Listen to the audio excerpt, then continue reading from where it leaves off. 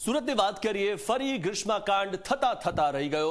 એક તરફી પ્રેમમાં પાગલ યુવકે સગીરાને જકડી લીધી। જાહેરમાં સગીરાના ગળા પર ચપ્પુ મૂકીને ધમકી આપી।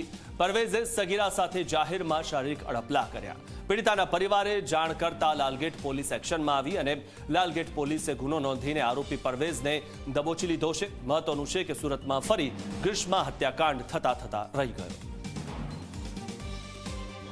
સુરત શહેરના લાલગેટ વિસ્તારમાં સગીરાના ગળા પર ચપ્પુ મૂકીને છેડતી કરનાર આરોપીની લાલગેટ પોલીસે ધરપકડ કરી છે। પોલીસ કસ્ટડીમાં દેખાતો આરોપી જે છે પરવેઝ મોહમ્મદ, જેને એક સગીરાની છેડતી કરી હતી અને સતત તેનો પીછો કરતો હતો।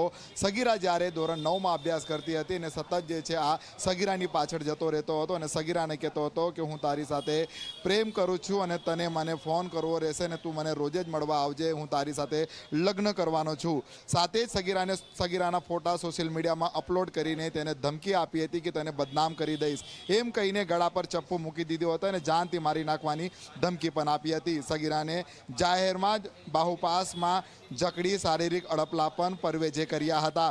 સગીરાએ તેના પરિવાર સાથે મોહલ્લામાં ધાર્મિક પ્રોગ્રામમાં જોવા ગઈ હતી ત્યારે પણ પરવેઝે સગીરાને અશ્લીલ ઇશારા કરીને જાતીય સતામણી કરી હતી। આખરે સગીરાએ પરિવારને વાત કરતા જ મામલો લાલગેટ પોલીસ મથકે પહોંચ્યો હતો અને પોલીસે છેડતી અને પોસ્કો એક્ટનો ગુનો નોંધીને પરવેઝ ઉર્ફે મોહમ્મદ આરિફની ધરપકડ કરી છે। દ્રશ્યમાં જોઈ શકાય છે આ પરવેઝ જે આરોપી જે છે સતત જે છે સગીરાને હેરાન પરેશાન કરતો હતો અને જ્યારે સમગ્ર મામલે જે છે સગીરાએ પરિવારને પણ જાણ કરી હતી અને પરિવારે જે છે આખરે લાલગેટ પોલીસનો સંપર્ક સાધ્યો અને પોલીસે પરવેઝની ધરપકડ કરી લીધી છે। પોલીસે આરોપી વિરુદ્ધ ગુનો નોંધી કાયદેસરની કાર્યવાહી હાથ ધરી છે। કેમેરામેન વિજય બૈસાની સાથે પ્રશાંત દ્વિવેદી, જી મીડિયા।